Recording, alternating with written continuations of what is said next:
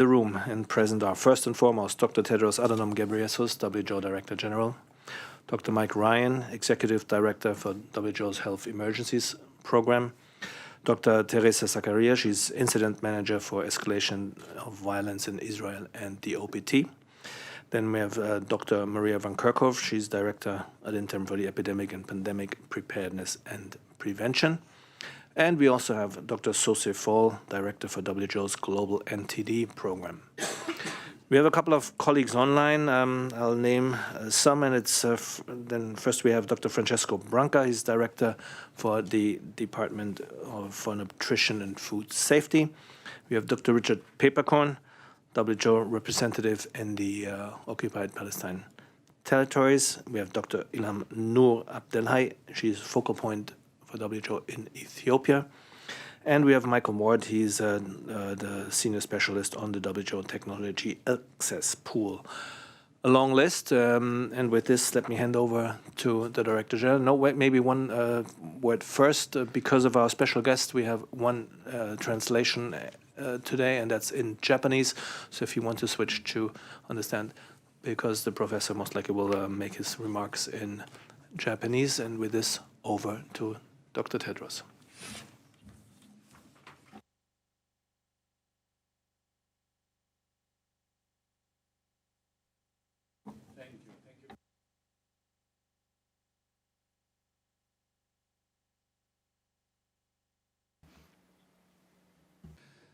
Thank you, Christian. And I would also like to welcome Mr. Yohei Sasaka, our WHO Goodwill Ambassador. Arigato gozaimasu for joining. Good morning, good afternoon, and good evening. First to Gaza, where WHO continues to face extreme challenges in supporting the health system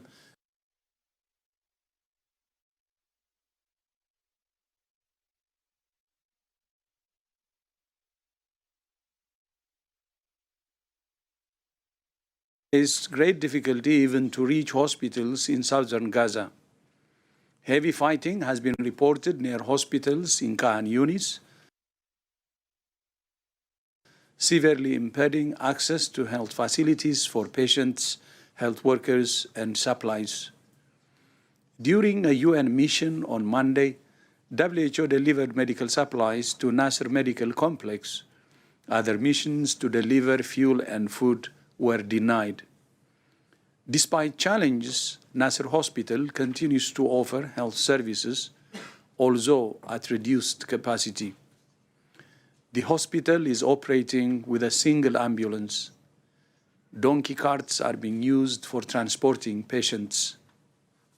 Yesterday, we made another attempt to get food to Nasser, but due to delays about 500 meters from the checkpoint, the food was taken from the trucks by crowds who are also desperate for food. Our teams on the ground report increasing food shortages for medical staff and patients with only one meal per day. The risk of famine is high and increasing each day with persistent hostilities and restricted humanitarian access. Every person our teams talk to asks for food and water. Decisions by various countries to pause funds for UNRWA, the largest supplier of humanitarian aid in this crisis, will have catastrophic consequences for the people of Gaza. No other entity has the capacity to deliver the scale and breadth of assistance that 2.2 million people in Gaza urgently need. We appeal for these announcements to be reconsidered. And we continue to call for safe access for humanitarian personnel and supplies. And we continue to call for the hostages to be released. We continue to call for health care to be protected and not attacked or militarized. And we continue to call for a ceasefire. Last week, WHO Executive Board met to discuss many aspects of the organization's work. Among other issues, the board reviewed WHO's global strategic plan for the next 4 years and approved the first WHO investment round which we will hold later this year and which aims to generate more predictable, flexible, and sustainable funding for WHO's work. Member states also discussed WHO's work on health emergencies, including pandemic prevention, preparedness, and response. They expressed strong support for the pandemic agreement and amendments to the international health regulations and emphasized the urgency of concluding negotiations in time for the World Health Assembly in May of this year. It's vital that member states meet that deadline. Yesterday, a group of more than 40 global health leaders published an open letter calling on world leaders to show leadership, urgency, and commitment to conclude a pandemic agreement that transcends business as usual. I echo that call. One of the main purposes of the agreement is to improve equitable access to vaccines, tests, treatments, and other products. During the COVID-19 pandemic, WHO established COVAX and the COVID-19 Technology Access Pool, or CTAP, to facilitate sharing of intellectual property, knowledge, and innovations. COVAX closed at the end of last year, and today we are pleased to announce that CTAP will become the Health Technology Access Pool, HTAP, with a broader mission to expand access to life-saving tools for COVID-19 and other priority diseases. We are also pleased to announce that WHO and the Medicines Patent Pool have agreed a license agreement with the company SD Biosensor for the rights, know-how, and material to manufacture its rapid diagnostic technology. Also discussed at last week's Executive Board was WHO's work on non-communicable diseases, including cardiovascular disease, diabetes, and cancer. One of the most important actions countries can take to prevent this disease is to eliminating the things that cause them, including tobacco and trans fat. Industrially produced trans fat is used in many food products. It has no known health benefit, but carries huge health risks. 5 years ago, WHO launched a campaign to eliminate industrially produced trans fat from the global food supply. So far, 53 countries have introduced best practice policies, including bans or limits on trans fat, with 3 more countries on the way. However, introducing a policy is one thing.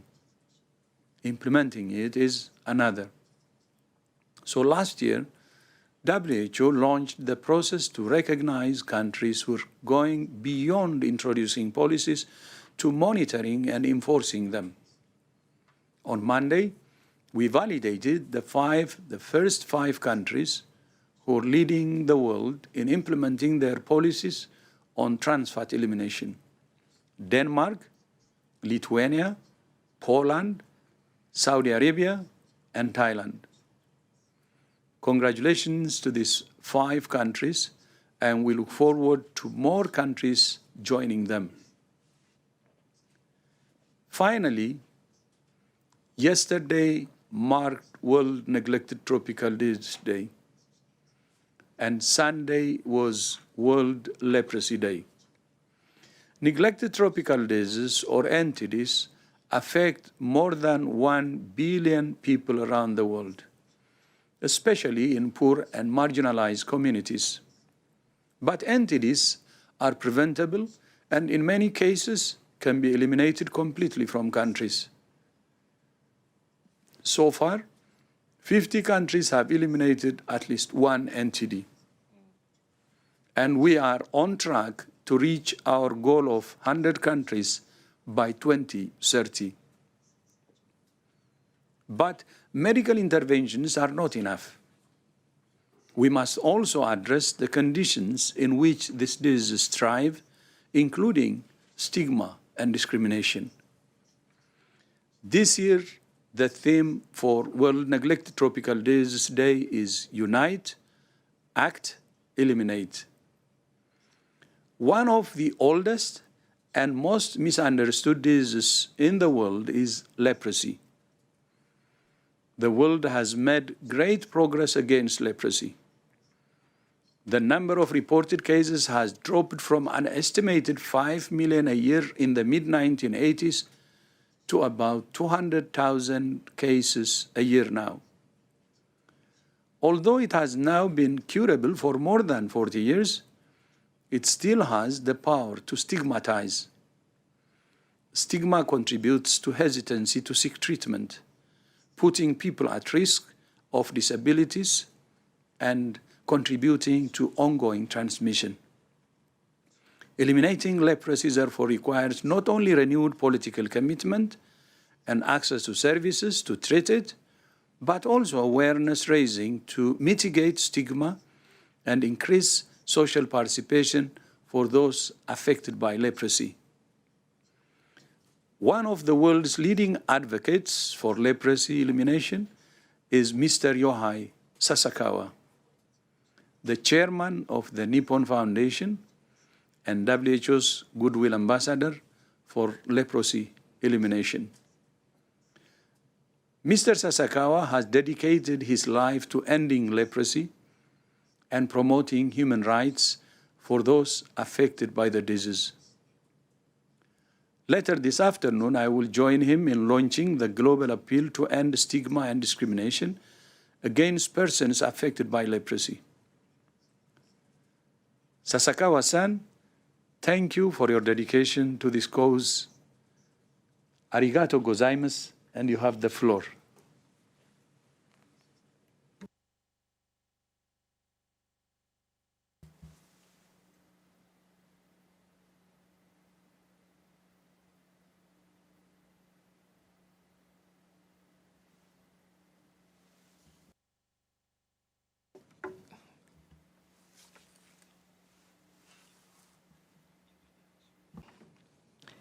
As you know, leprosy is not a curse nor a punishment from God.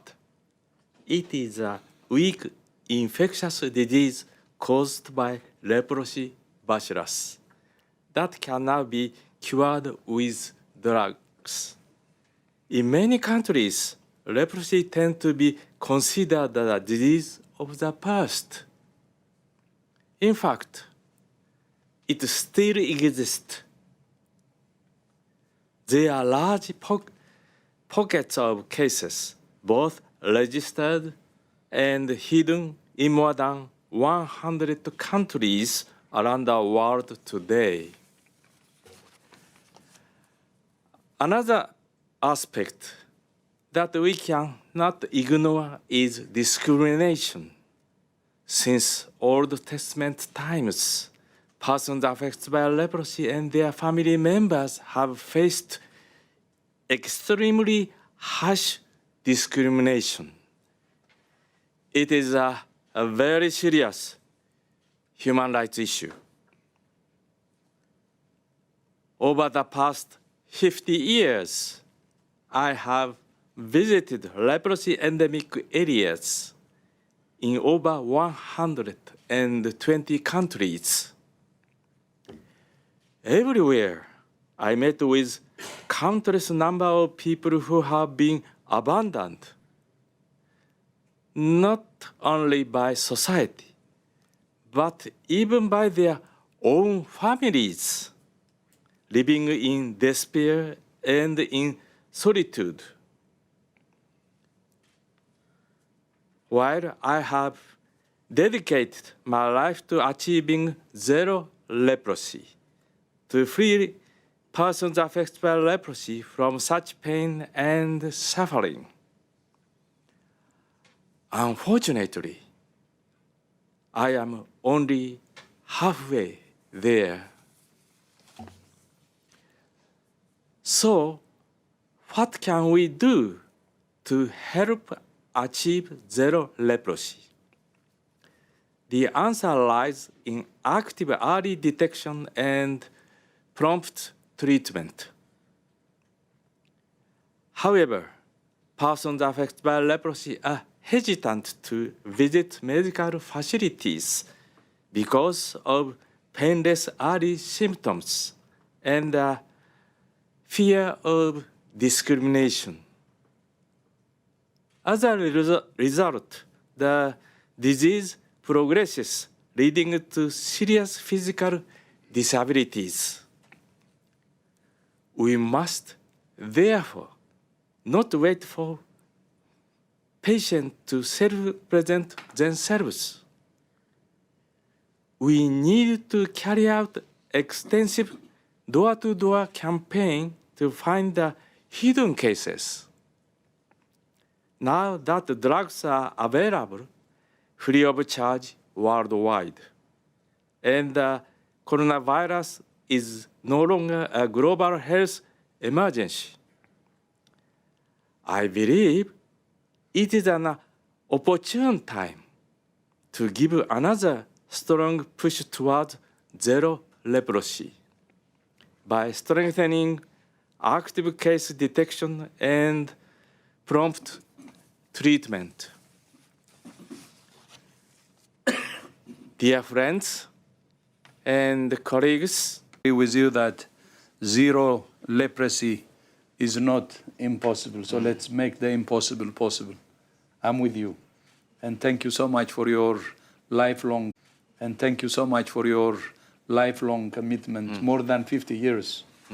That's clearly a lot. And that shows your commitment to those people who need support globally. By the way, you said you're halfway. You're more than halfway. Yeah. Because in the 1980s, that's around the time you started, it was more than 5 million cases. Actually, 10 to 12 million estimate also from others. And now we're around 150,000, I think. That's a big progress. So thank you so much for your leadership and commitment. And thank you once again for your commitment to fighting this disease, as well as especially what you said, the stigma and discrimination.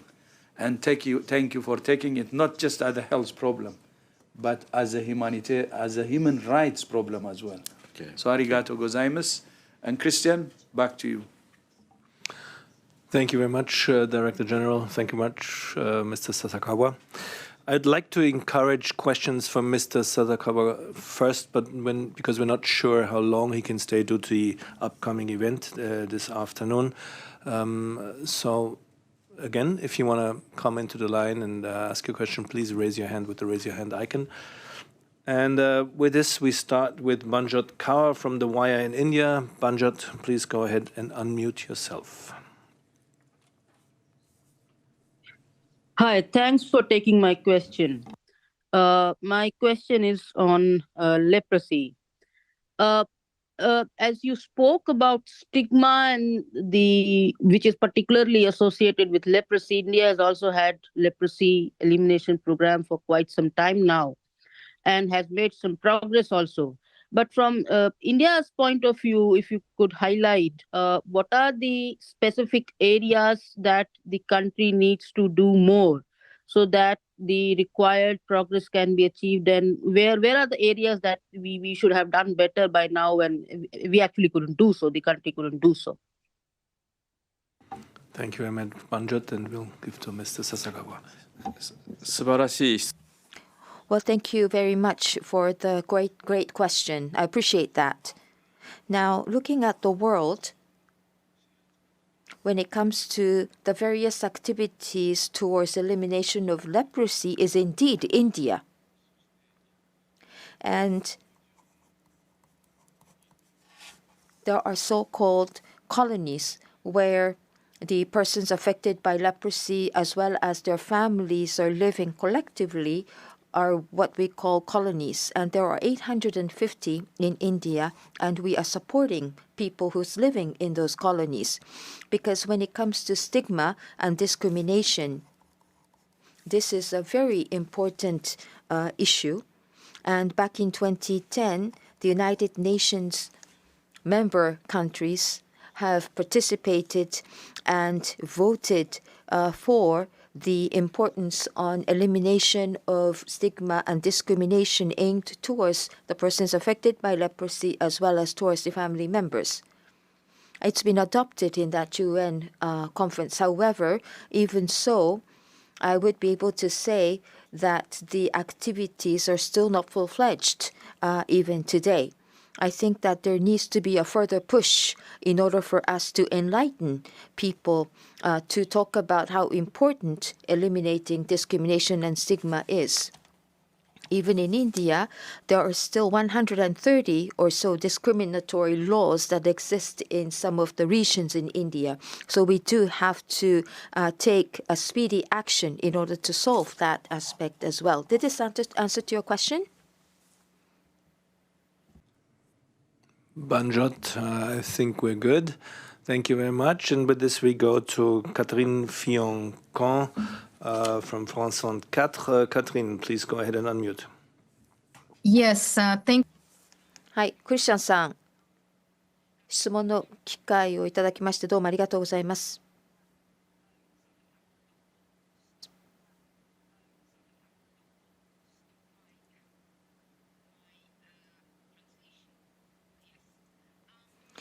はい、私の質問なんですが、2つございます。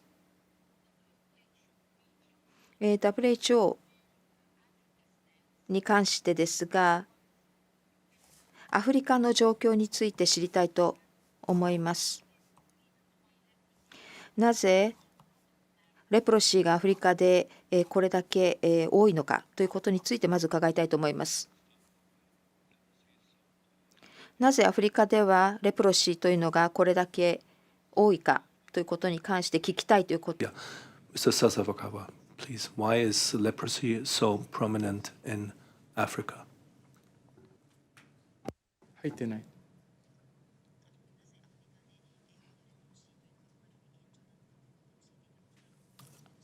はい。アフリカに限ります。Now, this is not just limited to African countries. For example, in Southeast Asia or in Brazil, there are still quite a number of leprosy hidden cases exist, unfortunately, according to my prediction. And therefore, since the COVID pandemic has subsided, not only the African regions, but in Southeast Asian region, as well as in Brazil. I would like to go around different places in those countries so that I would be able to contribute in finding new cases in various parts of those countries. And I also would like to further push and reactivate that activity. And for Dr. Sosifol, please. Thank you, Christian. Catherine, thank you for the question. First of all, leprosy is a global problem. I think we all heard from Dr. Tedros, Mr. Sasakawa, talking about the number of countries affected. So we have more than 100 countries affected, and some big countries outside Africa, like Brazil, India, also so affected. We need to take it, in the context of poverty and difficult access to basic services. So all vulnerable populations in the world are at risk. But making sure that in every single country we have all the means to detect cases, to investigate around them, to do contact tracing, and post-exposure prophylaxis is a way to reach zero elimination. It's like what we are doing for outbreak control. And so we need to use the opportunity of the capacity we have built for outbreak control and pandemic to really accelerate leprosy elimination, because we are targeting zero transmission. So it's a global problem, but every region, every country need to take specific action, but also create conditions for access to, primary health care and universal health coverage. We cannot talk about universal health coverage in any country if we cannot provide services to prevent and treat people who are affected by leprosy. Thank you. Thank you very much, both. We have one written question from BBC News Kinshasa, Emery Makumeno. Can you elaborate on the 2030 objectives to end neglected tropical diseases in general, especially what has been deployed to deal with the rest of countries still grappling with tropical diseases, mainly in Africa? I guess this is for Dr. Sosifol. Thank you very much. So the global roadmap for NTD elimination is a blueprint for all countries and partners targeting disease elimination by 2030. Some of the diseases are targeted for eradication, meaning stopping transmission worldwide. And leprosy is one of them. Guinea worm also is one of them, and yours.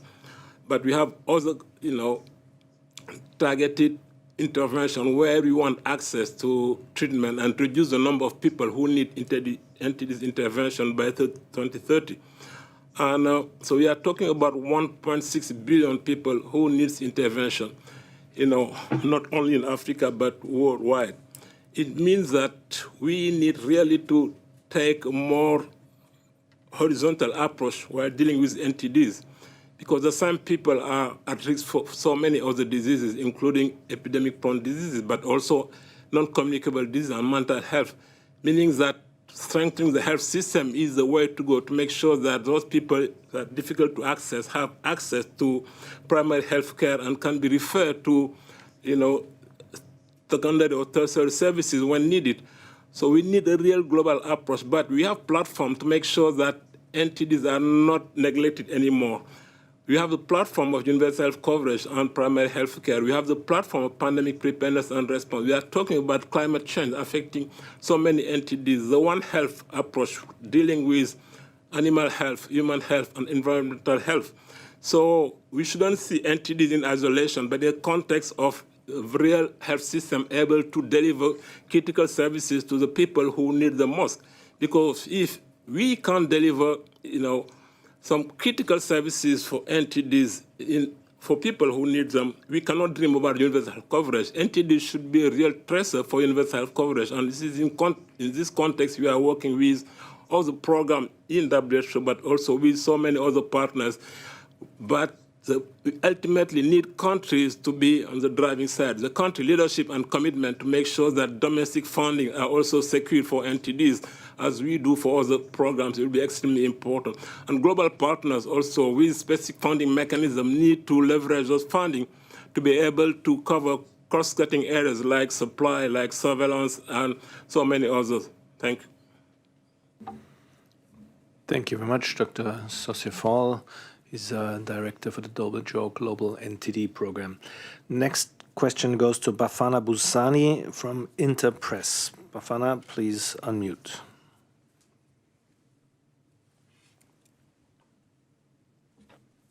Thank you.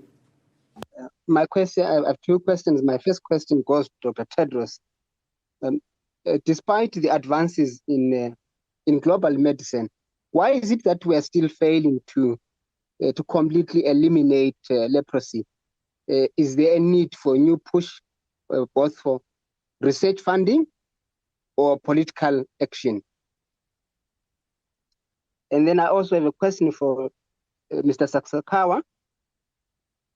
You've been doing this campaign for a good past 75 years. Are you convinced that public awareness is the single solution that will work towards eliminating discrimination for persons affected by leprosy? Thank you. Thank you very much, and we'll start with the Director General. Yeah, thank you. As I said in my speech, in the 1980s, the number of cases was 10 to 12 million. And now we have 150,000 annually, which is a significant, actually, reduction from where it was.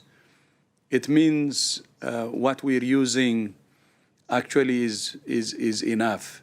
As Mr. Sasakawa earlier said, the medicine is available and it's actually free. But the question you asked is, why are we not, eliminating the disease fully? The target which we are now setting with this appeal, zero disease, zero disability, and zero discrimination, why can't we reach there? The reason is related to stigma and discrimination. That's why the launch today is very important, because of stigma and discrimination, many are not coming forward. because of fear of stigma and discrimination, and they are not presenting themselves, meaning we're not detecting early to treat them. So if we can fight stigma and discrimination, then I think taking it to zero disease, zero disability, and zero discrimination would be possible. And that's why the mobilization is important. As you rightly said also, political commitment will be very important in countries to do this. And people should also understand that this is actually needs a lot of, a lot of effort to be needs a lot of effort to be transmitted from one person to the other. It's not easily transmittable. People should not treat it as in the past as very infectious or easily transmittable. But not only that, more importantly, the reason behind the stigma and discrimination is, in many countries, there are still people who believe that this is either a curse or punishment, but it's not. It's a bacterial disease that can be treated easily. That's not actually transmittable easily, but that can be treated easily. So the key is in the political commitment, the key is in fighting stigma and discrimination, the key is in the public understanding this and helping, and the key is the early detection and treatment. So with that, we can take it to zero. The tools are at hand, as Mr. Sasaka had already said, and today's event is to say exactly that. Thank you. 素晴らしい質問。 Thank you very much for the great question. Now, when it comes to leprosy, amongst all kinds of diseases, leprosy is quite rare, or I would say it's quite unique, because especially in the early phase, people does not feel any pain. If you feel pain somewhere in your body, then you would naturally go to clinics. However, there is no pain, especially in the early phase of leprosy. You would only see small discolored patches that start to appear on your skin. So long as you see that and come to the clinic, then the people can be put under medication and the person would not develop any disability. But many people are not aware that the small discoloration patches are indeed the beginning of leprosy. And that's one of the reasons why that people would be put under medication late in phase. In some cases, they develop disability and then finally come to the clinics or hospitals. And many people do not want others to find out that they have leprosy. And that's one of the reasons why they don't want to come out to the clinics to get the medication. That's why the treatment would become later in their phase. So that's the uniqueness of leprosy. So one of the reasons why that I'm trying to do this kind of event or taking various activities around the world is to want to have the support from the media so that this information can be disseminated to all parts of the country, so that many people would be able to check their own skin and then see whether there's any white discolored patches or not. If you do see that, then we encourage those people to go to the clinic. So you can use the pen, for example, and touch that discolored patch. And if you felt nothing, if it's numb, then this could be the early symptom of leprosy. So just go to the clinic right away and get the medication. And we just wanted this information to be disseminated to the periphery of all parts of the world. And that's one of the reasons why I'm taking this activity. And this is one of the most effective way to let people know of what needs to be done in order to prevent from the development of leprosy. And so long as we get the support from media and disseminate this information, I think zero leprosy achievement is not a difficult thing to do. We just want people to know the correct information of leprosy and at the same time understand what leprosy is all about. So achieving zero leprosy is not a dream anymore. Thank you very much, both. With this, we go to Belisa Godinho from W Magazine. Belisa, please go ahead and unmute. From W Magazine, based in Lisbon, Portugal, of Global Broadcast.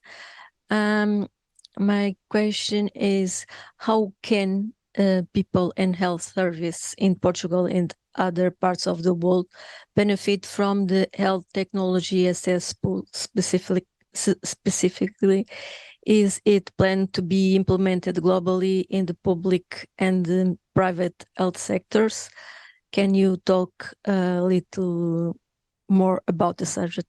Thanks. Thank you very much, Belisa. I guess this is a question for Michael Ward, our specialist on WHO Technology Access Pool. Michael, please go ahead and unmute. Thank you, Christian, and thank you for the question. In fact, yes, we are going to be interacting with publicly funded research and development institutions. The licenses that we were able to secure, mostly under CTAP, came from such organizations, such as NIH or the National Research Council in Spain and others.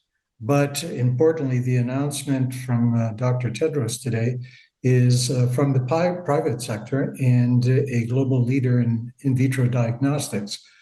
So we, of course, will be reaching out to both sectors, but importantly, it's how we will do it, which will be focused on WHO priorities and a rigorous business case assessment that looks at the access gap, looks at partnerships that need to be established, works with other WHO technical units, and has an end-to-end solution. So we learned a lot from the CTAP experience, and that will be applied to the Health Technology Access Pool, which maintains an anchor in pandemic preparedness and response, but also at the same time looks at other priority diseases. And we will do this in part by acquiring technologies, supporting their development and diversified production. Technologies that are platform technologies, such as the RDT technology that is announced today under license through the Medicines Patent Pool. Thank you. Thank you very much, Mike. Next is Imogen Folks from BBC. Imogen, please go ahead and unmute.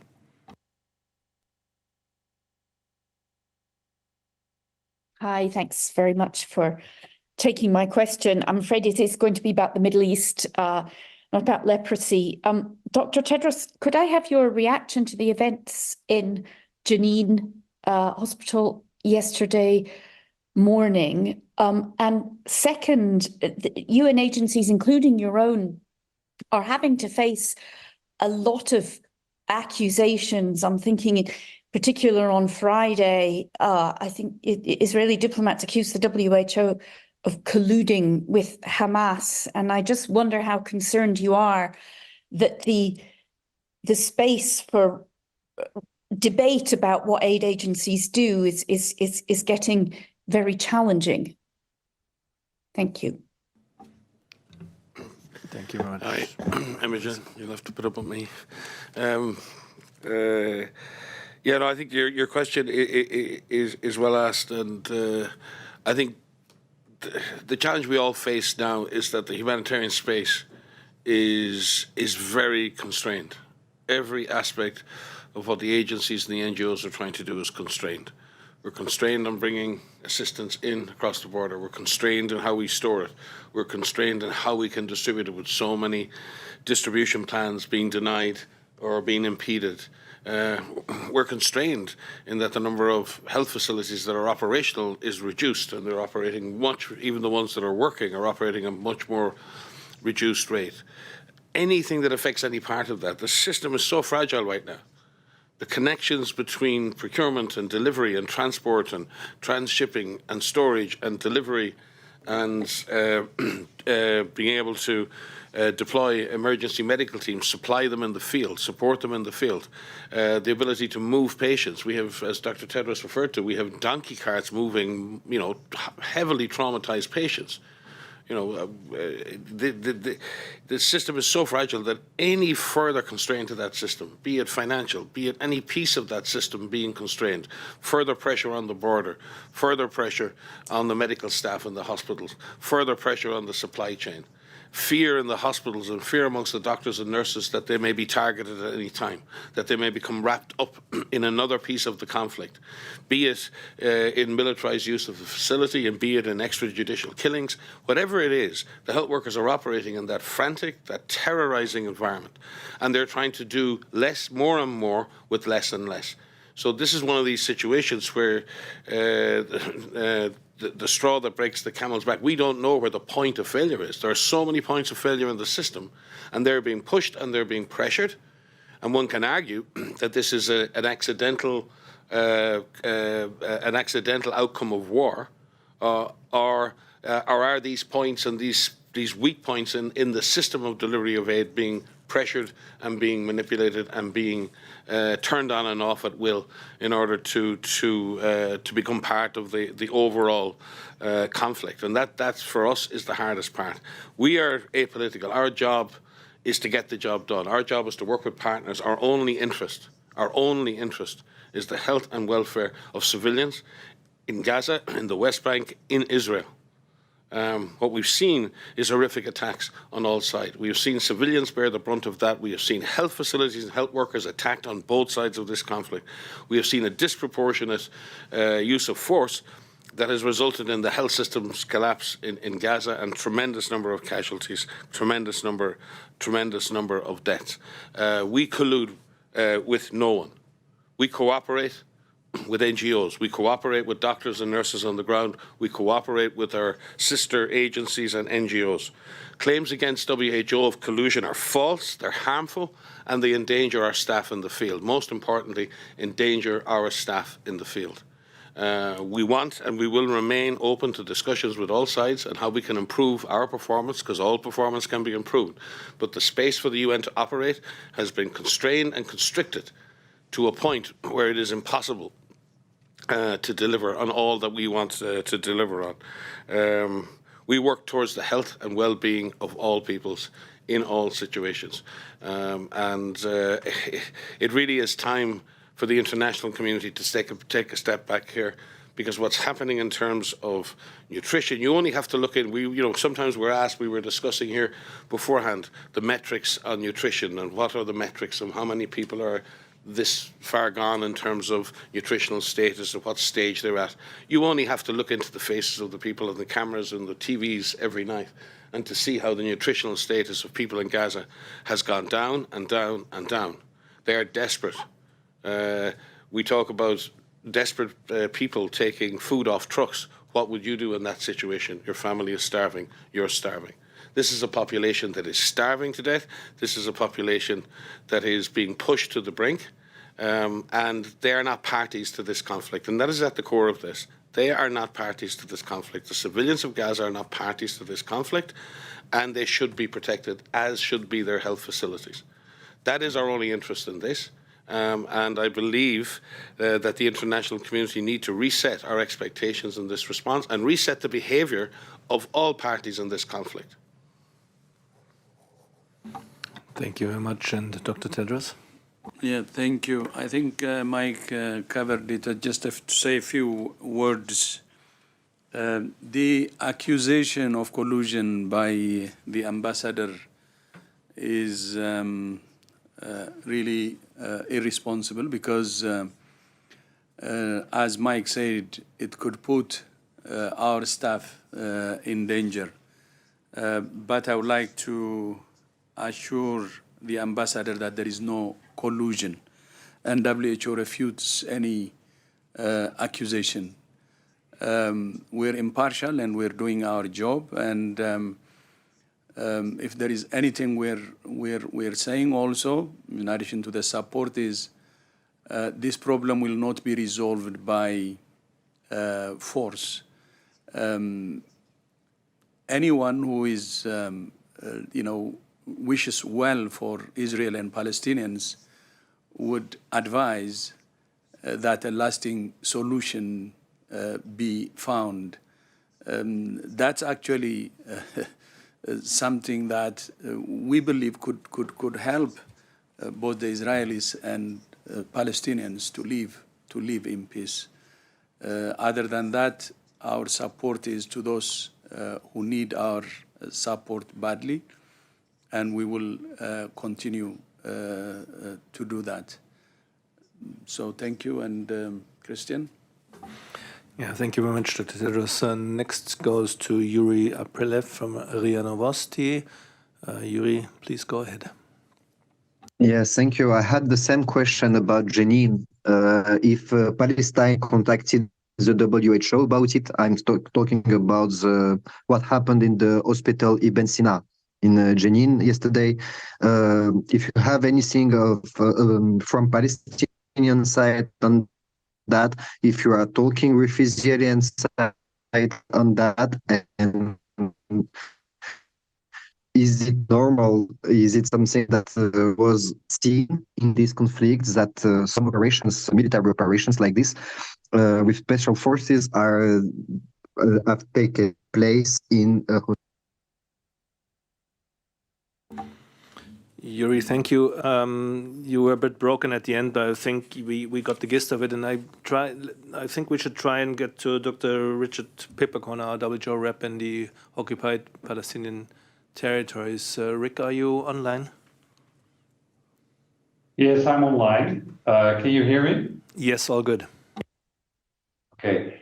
Yeah, I think it's a complex question, and so we base ourselves on reports. So let's just first focus on what we got reported when it comes to this attack on Ibn Sina Hospital in Jenin in the West Bank. So it was reported, and later we saw this also in the news, that the Special Forces operation actually went into Ibn Sina hospitals, and one person, allegedly a patient, and two companions were killed. Now, we've seen the videos, and you must have seen the videos, where the person who carried out that operation disguised himself as health workers and civilians. There was also further reports of assaults against the medical security teams in the facility during the incursion. And what we should, I think, all realize, and again, I'm not an expert, I'm a medical doctor and a public health expert, and learning more and more about international humanitarian law, unfortunately. But the use of health assets for non-health purposes is considered an attack on health. And it creates a sense of fear, and it's dangerous for health workers and patients. It also reduces the trust in health workers, the hospitals, and the system, the health system at large, and it puts them in danger. And related to them, actually decreasing the people access to care. So I think what we reiterate, and I think WHO has done it, DG has done it, I heard this from Mike many times. So we reiterate the call for active protection of civilians in healthcare and respect for the fundamental human rights and international law. Over to you. And maybe let me add something what Mike just raised, and I think we should maybe also focus a little bit more on that and what's happening in Gaza right now, about the so-called shrinking humanitarian space. Unfortunately, not so-called. So just let me give you some data. In January, WHO planned 15 missions, medical supplies, food, fuel, etc. And from these 15 missions, 8 got denied. So 8 were denied. To the north, 15 to the north, this is only to the north. 8 got denied, 3 were impeded, and partly impassable roads and postponed and delayed. And 1 was facilitated and 2 partially facilitated. Now to the south, in the same January, which you would say that's easier, that should happen all the time, 7 planned missions to the south, 3 were facilitated, 2 partially, and 2 denied. Now, this should be the real issue. I think all those missions should have been facilitated because we try to do our level best, we provide minimal assistance and much more is needed. So all these delays, etc. We heard about the mission just with the DG was referring to just 2 days ago to National Medical Complex. The mission was intended to bring medical supplies to National Medical Complex and food. It was agreed that food would go very early to make sure that food can actually reach the hospital for the patients and for the staff.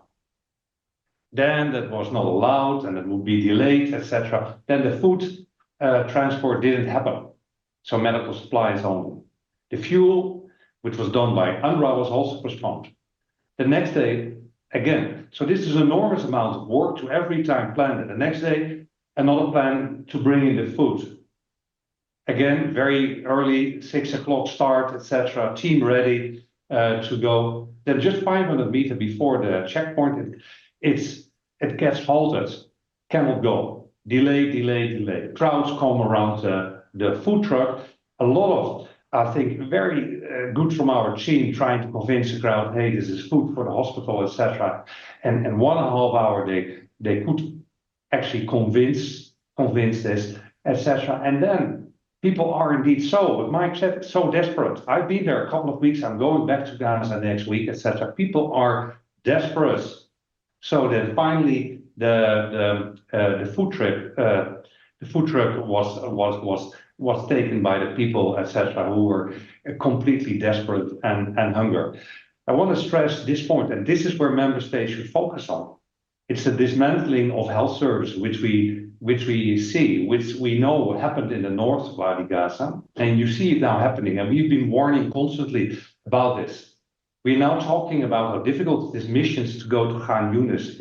We call the middle area. The moment there are military activities around a hospital, National Medical Complex, which is, by the way, the Shifa of the south, together with European Gaza Hospital. So this is how important it is. The moment there are military activities, patients cannot reach the hospital anymore, ambulances cannot go, WHO cannot deliver the supplies, etc. And very quickly, a hospital becomes from partially functional, it becomes minimal functional, barely functional. At this hospital, National Medical Complex, only a couple of weeks ago when I was there, it served over 1,000 patients. Currently, 400 patients. It had hundreds of staff. Currently, it has only a few hundred staff, and most of them are volunteers. It was actually helping the field hospitals and other hospitals around. It was the prime referral hospital. Now it has to refer patients to a field hospital close by, which is very difficult as well because of the military activities. And this is what we mentioned constantly. We see a breakdown of health services constantly happening. So not only I'm not even talking about an attack on a facility, but when military activities get close to a facility, this is what's happening. And we cannot afford to lose National Medical Complex, nor the European Gaza Hospital, nor Al-Aqsa Hospital. And this is where member states should focus on the protection of health services and making sure that humanitarian supplies can reach those hospitals all over Gaza. Thank you. Over to you. Thank you, Rick, and all the best wishes to you and the colleagues there. We have time, I think, for one last question, and that goes to Mohammed Iqbal from Anadolu. Mohammed, please go ahead.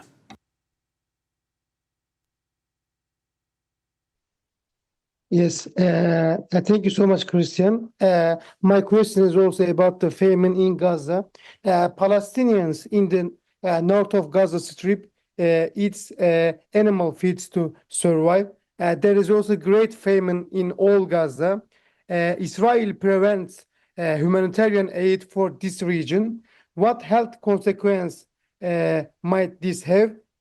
Could Gazan people face a humanitarian catastrophe due to hunger or famine? Thank you so much. Thank you very much, Mohammed. We go to Dr. Mike Ryan. Yeah, I think I'd like to be sitting here today saying that the Palestinians in Gaza face a catastrophe. The Palestinian people in the Gaza are right in the middle of a massive catastrophe. Whichever way you look at it, in terms of nutritional status, shelter, access to clean water, access to electricity, access to medicines, it doesn't, whatever parameter you apply, this is a catastrophe. But if you're asking if the catastrophe can get worse, absolutely. And nutrition underpins every aspect of our health. It doesn't matter if we're talking about leprosy, as we're talking about today, infectious diseases, susceptibility to chronic diseases, so many factors. Basic health and nutrition. And it's not just the amount of calories you eat, it's the quality of those calories. So we're not just talking about food, and we're talking about the quality of the nutrition. On both fronts, the calorie count consumed by Gazans has dropped systematically, and the quality of that nutrition has dropped. And populations are not supposed to survive on food aid for months and months and years and years. It's supposed to be emergency food aid to tide people over while the agricultural system recovers, or while the fishing system recovers, or while the importation system recovers. In this situation, there's no prospect for any of those to recover right now. So certainly nutrition has a major impact on the immunologic system, and particularly in children. And if you mix a lack of nutrition with overcrowding and exposure to cold through lack of shelter in children, you can create conditions for massive epidemics. And we're seeing that with acute watery diarrhea, we're seeing hepatitis outbreaks, we're seeing huge numbers of pneumonia cases amongst that. So the population are experiencing all of this. Teresa might want to comment, or Rick, on some of the actual metrics regarding the severity of that. But the last major assessments were done were pretty bad, and the current assessments that are underway, I don't predict them to get any better. So nutrition has become a major issue. Dirty water, a major issue. Shelter, an absolutely incredibly major issue. Access to medicine, access to health. And our ability then, when children become very ill with and require medical feeding, we don't have the capacity. We can save many, many children in clinical feeding programs. So even in the worst of famines, you can save a lot of children if you have the right intervention at the right time. Imagine in this situation with the overcrowded hospitals, with no access to medicines, with doctors and nurses completely overwhelmed. How many of those children do you think they can save? Very, very few. So maybe Teresa, I don't know, Christian may want to supplement with numbers, or Rick may want the final word on that. Yeah, exactly. Let's start with Dr. Zakaria, please. Thank you, Christian. Thank you, Mike. Perhaps just on the numbers, since back in December, we know already that 90%, so it's over 2 million people in Gaza are already extremely food insecure. It means that they're not eating sufficiently in quantity and in quality to maintain their health. What we're seeing now is that people have coping capacities. Their health status, however, is going to continue to deteriorate until they become sick. By that, a continuous lack of food, and again, in terms of quantity as well as quality. What is most concerning is this lack of nutrition for a long period of time among children, especially those who are under 5, because when they reach the stage of acute malnutrition, then they are at imminent risk of dying. So we don't want to reach this. Gaza is not a territory that had problems with acute malnutrition among young children, and we cannot reach this stage where then children are at imminent risk of dying because they're not getting the food that they need. Thank you. Thank you, Dr. Teresa Zakaria, and for Dr. Papercorn wanted to come in. Yeah, well, thank you very much, Christian. And I think it's a very important questions and comments. I want to comment on 2 points. I'm not an agriculture specialist, but I learned a lot from my colleagues from FAO and WFP. So first, a very pragmatic point. And I think you should, as journalists, also raise this with WFP. According to the information we get, WFP actually have almost sufficient food and food supplies to actually cover the larger population of Gaza. It's all about getting this food into Gaza, making sure that the humanitarian activities can work. So you need more trucks, you need more transport facilities, and to make sure that it can be transported all over Gaza. So the understanding is that actually it's there. It's mainly a logistical problem outside and within Gaza. That is one. The second one is visiting Gaza every month. Gaza is, in a large part, was self-sufficient when it comes to meat and poultry, when it comes to eggs, when it comes to vegetables, when it comes to fruits, really good fruits and vegetables, and fish as well. That was all there. What I understand that millions, like 30 million chicken, are not there anymore. So the whole agriculture and agri-food activities have actually collapsed. Now, how could we strengthen that? To that get back. A link to that is, of course, the private sector, which is being constantly raised by the humanitarians to make sure that you cannot be reliant on a humanitarian initiative, how large it is. You need the private sector to get back into action and back on their feet. Why is that not happening? Those questions should be raised. Those questions should be pushed, and that should be changed. And there is the IPC report. There is a review going on, and like Mike Ryan, I'm also not very optimistic about that review. But I will listen to the experts. It should come out somewhere mid-February. Again, make sure that WFP goods can come into Gaza and can be distributed everywhere, and make sure that the agriculture and the agri-food and the fishery, etc., can start up again. Because that was there, that was Gazan, and that was working. Thanks. Thank you very much, Dr. Peeperkorn. And now we're coming to the end of our press briefing, and before I give the word to Mr. Sasakawa for some final words, let me just remind everyone that we will send the closing the remarks and the sound and video files soon after the briefing, and then the transcript will be available tomorrow. I understand that we had a bit of a sound problem before, so the recordings should solve this. But first now to Mr. Sasakawa for some final remarks. Thank you. Thank you very much for that opportunity. Now, together with WHO, I would like to cooperate so that we would be able to bring zero leprosy and also bring down stigma and discrimination down to zero. And we're going to announce the global appeal. Now, leprosy is not the disease of the past. This is still ongoing even today. Being said that, amongst all kinds of diseases that exist in this world, this is one of the very unique disease. The reason I say that is because that this leprosy does not entail any pain. Usually, when you're sick, you will feel pain or you feel feverish, and that's why you have some motivation wanting to go to the clinics to be treated.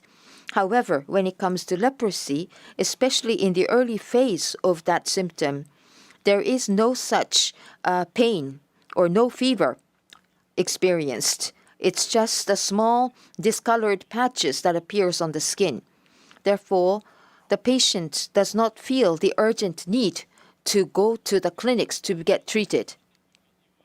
Therefore, when they want to, when they feel that they need to go to the hospital, that's the time when they have the disfigurement in their hands, on their feet, meaning that there are some sort of disability that they experience, and then finally they go to the clinics. So around the world, this leprosy has become more of a source of the stigma and discrimination. Therefore, I would like to strongly say that leprosy is not the disease of the past. It's still ongoing. So WHO wants to eliminate this globally. And for that, we would like to have the strong support and cooperation from the media people like you. so that you can disseminate the essence of this leprosy to the people around the world. So I would like to have the media people to understand what this disease is all about. People think that this disease is already a hidden illness, but it's not. If you can disseminate the information that this leprosy is curable, the medication is delivered free of charge, then that would help many patients around the world. I always is a strong believer that there's always a problem and the answer in the same place. So my philosophy is to visit the site so that I can see the problem with my own eyes and find the solution there. So I would like to have your cooperation of the media to disseminate this info. Sasakawa and Dr. Tedros for closing. Thank you so much. Again, Ambassador Sasakawa, more than 50 years of commitment and visits to more than 120 countries is really, great. And thank you so much for your lifelong commitment. And you're saying, I'm not tired yet, still I want to finish the job. And I would also like to thank you for your continued leadership and commitment. That inspires me personally as an individual. That kind of focus, persistence, perseverance, and continued commitment. And it also inspires many colleagues here. And thank you so much indeed for supporting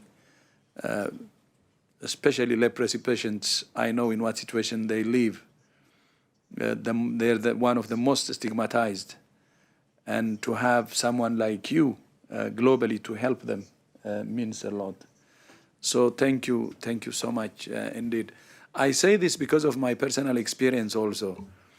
In 1990, I had attachment in Armer Hansen Institute in Ethiopia and worked for some time on leprosy before I did my immunology master's actually in preparation for the course.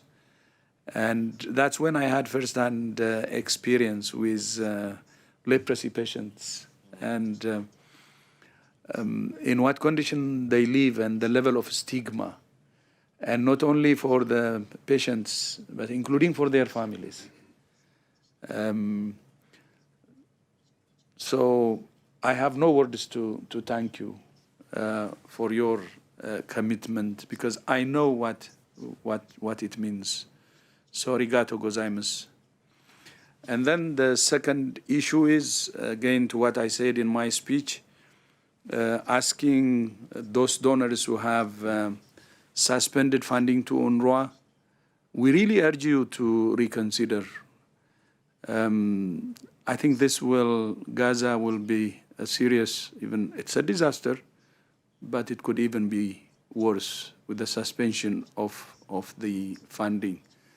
So we urge you to reconsider. And then finally, thank you so much to the members of the press for joining us, and see you next time. Thank you.